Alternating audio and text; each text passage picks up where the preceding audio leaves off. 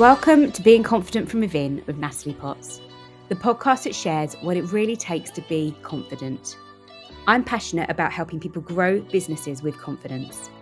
Does it seem like everyone around you is naturally confident and sure of themselves? Well, the chances are they have self-doubts just like you. I'm in conversations with inspiring individuals to share what confidence means to them and to help you find ways to believe in yourself and create confidence at any time. Welcome, Dawn, and thank you so much for joining me today. I'm really excited to have this time with you, so thank you. Would you kick off by sharing all about you and what you do? So my name's Dawn. I professionally, my job is I provide professional services to martial arts clubs all up and down the country. So it's the practical stuff, their software and direct debit management and insurance, and that was set up really through my husband's job. It's always because of a boy, isn't it, Natalie? It's always because of a boy.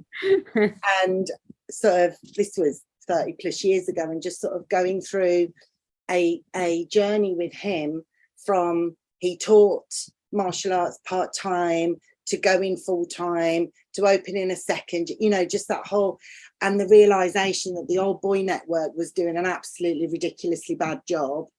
But long may they do that, because I do very well, because they're still doing a bad job, and it really is great PR for my company. So long may they remain bad. But it was just that realization that the independent instructors didn't have any support at all. And I decided that I could do a better job. I didn't know how I was going to do it, mind you, but that's what I did. And when I started it was very much for very small clubs. Now some of my companies or some of my customers are like global associations. So but this, I've been going a long time. So it's a very niche industry. Yeah. My only customer base is martial arts instructors. That's it. However, what is fascinating about it, particularly with regards to the content that you're doing now over confidence, is martial arts serves communities in every corner of this country. Yeah. And builds confidence in millions of people, kids, women, like anybody who goes to building confidence is something that is a tool martial arts is used for. What's interesting is I don't teach martial arts. I look after martial arts instructors. Yeah. And you've got all of these, mainly men, but there are women as well, but all of these extraordinary men and women who, by doing what they love, gift confidence to literally millions of people throughout the United Kingdom. But actually what is profound for me is they're still human beings, and whether they're teaching part-time as a hobby or they've got it as a full-time business, it doesn't matter how they're set up, they're still human beings. And you'd think that because they serve so much confidence to their communities, that they would be the most confident men and women you could find, and they are in their field often. So if you went to them and said, show me this kick, this punch, this whatever, you've got a bunch of people that are going to blow your mind with confidence. But where the humanity part comes in, and where my role comes in a little bit, I guess, is the bits that they don't have confidence in. They don't actually have many pathways available to them for that, and it's almost the women do better. Women, I'm being really general here, Natalie, obviously. Women generally feel more comfortable being vulnerable when they need help or they're not confident about something. Men are less, and there's almost an extra pressure on very masculine. These are martial arts instructors who could kill with a finger. I'm being dramatic, but you get my point. Yeah. So the bravery that it takes to then expose their vulnerability and lack of confidence is a really tough thing to do. Yeah. And so I literally talk about confidence most days, although, you know, which is why I was so interested in this as a topic.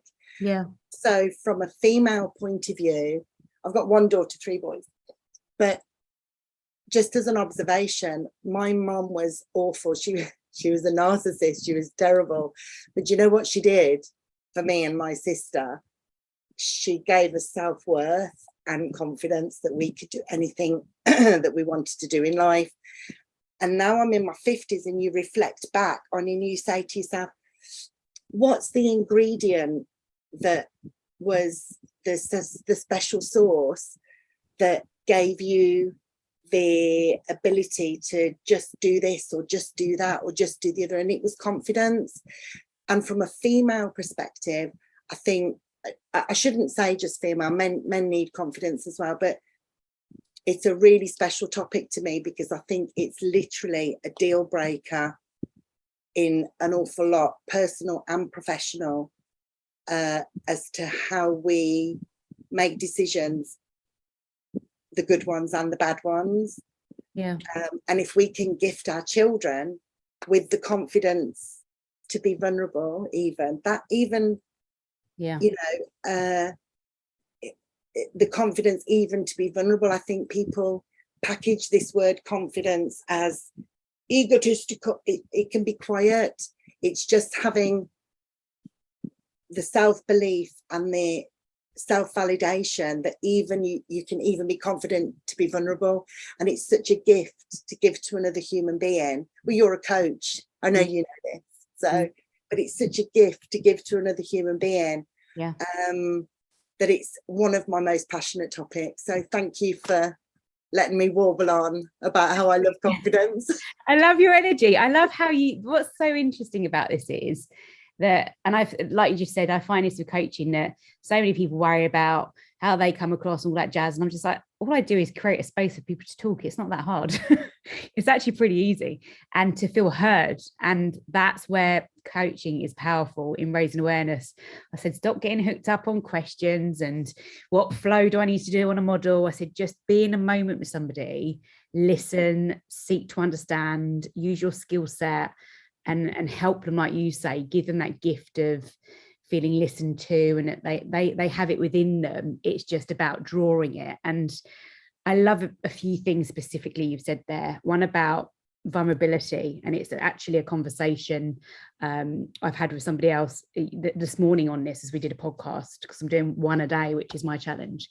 But we really spoke about this idea of being vulnerable, and that confidence is about asking lots of questions too. And I think that you have to have an environment where you create a safe space for that, and it's secure for people to be vulnerable in that way. And like you say, allow that then to then grow. And then that's for me, that would be me giving the gift, is creating that for somebody.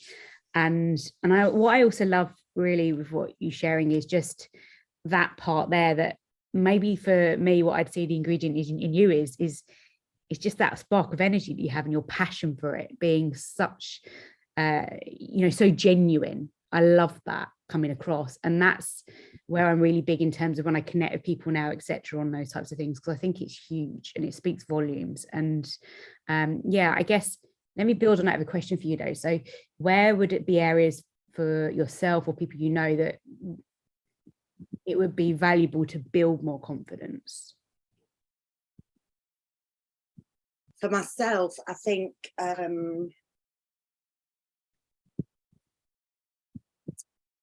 it's probably more subtle with me, in terms of I was lucky enough to find a pathway and understand that self-belief and having confidence, I found that very young in life. Yeah. But for other people, actually it's the same journey. It's just that mine started, I was lucky enough to kind of come across that at a very young age, but it's exactly the same recipe. You're on wobbly ground, you don't know what to do, you start telling yourself sentences to, your ego kicks in to protect you. That's all it is. Yeah. And actually all you need to do is be brave enough the first time to, am I allowed to swear on your podcast? I don't know. Yeah. Okay, so we call it in my family a fuck it moment. So when like literally, and my team, it's our mantra is fuck it. If you're scared, if you're nervous, if your confidence is wobble, you got to say fuck it and do it anyway. Yeah. But I mean, I'm being light-hearted about that, but actually, if someone's having a wobble, just have faith once, because it's like a muscle that develops. You put yourself in that vulnerable spot once, and then you realize that even if you did get rejected, you're actually still alive. Yeah. Like you're still alive, it's okay. Yeah. And then you do it again, and you go, oh actually, this is okay. And it's a muscle that you build up just tiny bit by tiny bit. Yeah. To build that muscle of confidence. And when people aren't confident, it's usually about worrying about rejection and looking for acceptance. Really. Actually, where the homework starts, I believe, is within yourself. So so in my sector professionally, the biggest lack of confidence is on the business side. Yeah. And they just, you know, you get people who will admit that or not. And we were talking before we started the questions about not being able to help everybody. You can't, but you know, so the people who I know in my profession, the biggest lack of confidence is in business. So that's something, and it literally is just a matter of them being brave enough to admit that. Yeah. Find somebody who can help them. Yeah. And having that confidence to take one step in front of the other. But I think it's the same recipe in any area of not confidence. I think it's the same recipe. Yeah. Yeah. It's interesting, isn't it? And where you come on that side about the business side and admitting it. How do you get people to a point where they need to admit it and help them a bit? I wouldn't necessarily use that language in terms of, or again, I guess it's that they've got that belief there, or you've got that belief problem. There, so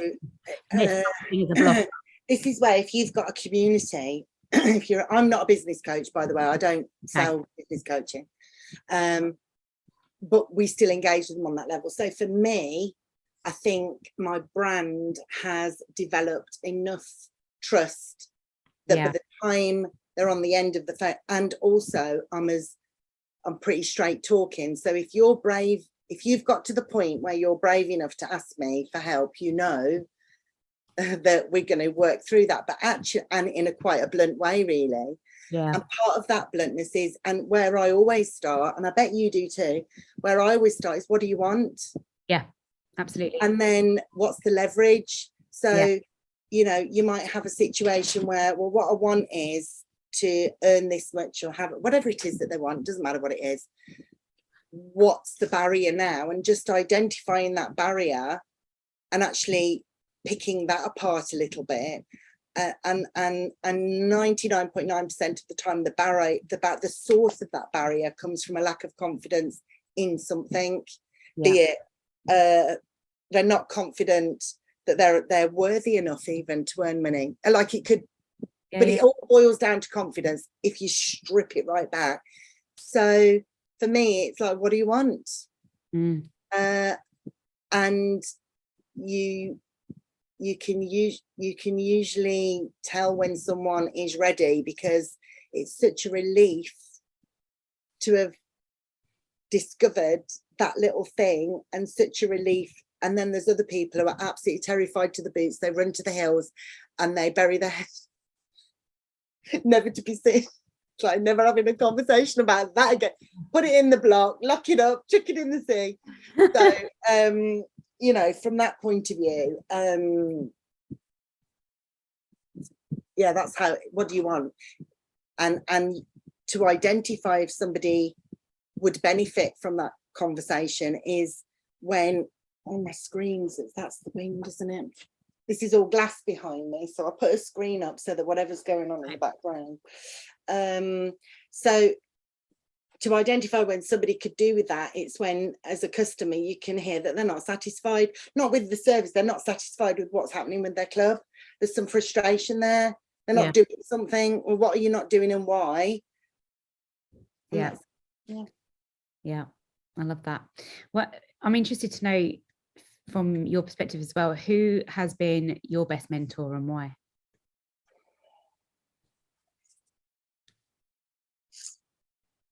Life.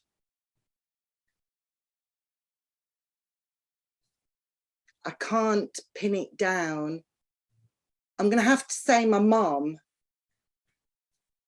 I'm going to have to say my mom, but that wasn't a mentor scenario. That was despite her narcissism.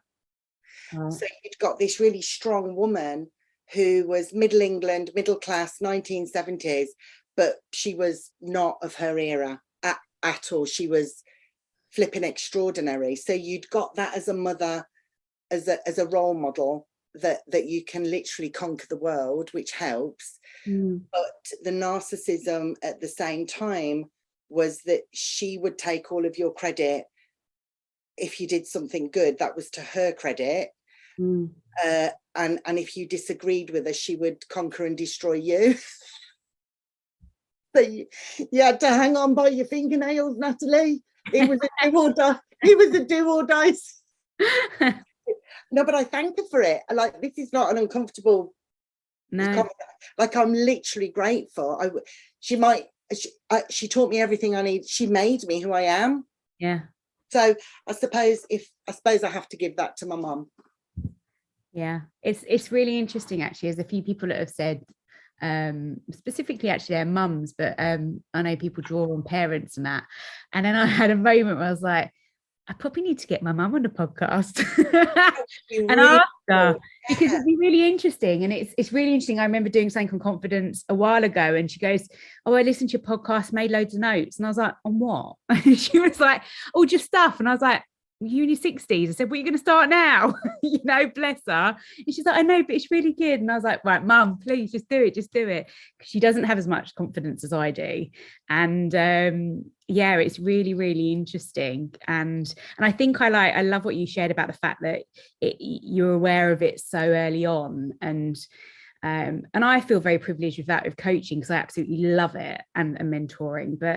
And there's times when I think, oh, I wish I'd learned it early. And I think, but then I am who I am now because of my experience, my journey. So that's wrong to think. But I do think that I am still very, at 35, I still feel very privileged to be where I am, with knowing that as well, and the opportunities it's given me. And then, like you say, I love the idea of the gift of confidence, and the gift that you can give others in what we do, and how empowering it is. And I definitely get, you use the word blunt as language, and I know I can be very direct also, and similar. But going back to the point of how important trust is absolutely key. And I often think, before we've got on probably many of those conversations where that actually people are pretty much that, I know what I want, I need you, that you just build on really then what that looks like and making it happen as such. Well, it's our job to take responsibility for building the trust, in order for us to be able to be direct. Yes. But it's an interesting psychology, because I think people, even if they don't like directness, or however it's packaged, even if they don't like being told something that's challenging for them, they usually know two things. They know if it's true, and they know if you're coming from a good place. So if I was to say to you, if I was to give you some feedback on something, but there was an air of some intent that wasn't pure, that I had an alternative, I was being manipulative, something in your belly would know that, and it'd be like, but as friends or colleagues, or when you've got a trust between two people, I should be able to tell you the worst thing about yourself, but because you trust me, or I trust you, whichever, you would accept that. So it's our responsibility, those of us who want to encourage confidence. I think it starts with the trust, and that's our job to do, because that allows us to be direct. And the fact that we're telling the truth from a good place of, you know, our intent is pure, that envelops the trust further, because people know when it's coming from a good place, therefore are more likely to accept it. Therefore, your outcome of building confidence is more likely to happen. So I think it starts with that trust, and that's our job. That's our responsibility. That I love it. It's very poignant and reflective, and I'm a reflector anyway, but yeah, probably overreflect my overreflecting or whatever, you know. So you overthinking. I was like, that's me. Standard. Do it. Look, I've absolutely loved the conversation with you, and I love your energy, and I'm loving just doing this series, really, because it pushes me out of my comfort zone to get to talk to people that I don't know straight away, and I think that's great too, and just get out there and connect. And it's really interesting. Where can people find and connect with you, Dawn? On Facebook, it's Dawn Willock. From a business point of view, the only people that would even be remotely interested in what I do is martial arts instructors. My website's magb.com. And there's two things I'd like to say. Firstly, obviously, thank you for having me on. It's a great topic. But secondly, I just want to point out the poignance of what you're doing, because for you to be vulnerable enough to admit that this isn't a comfort zone of yours, that in itself is putting your money where your mouth is. You're putting some skin in the game.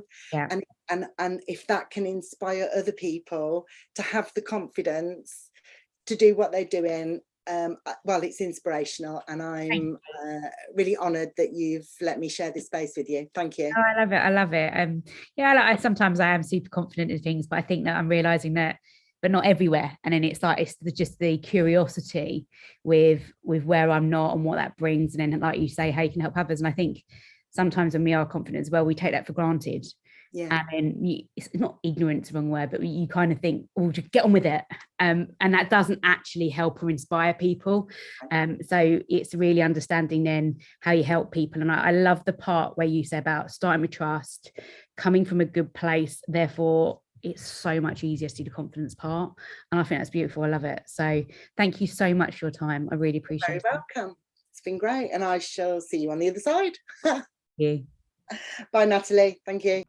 Thank you for listening to Being Confident from Within. I hope you enjoyed today's episode and it inspired you in trusting no matter what happens in any particular situation, you'll be able to handle it and learn from the outcome. I really love hearing from you, so please leave a review and let me know which part of the episode resonated with you the most. Have an amazing day.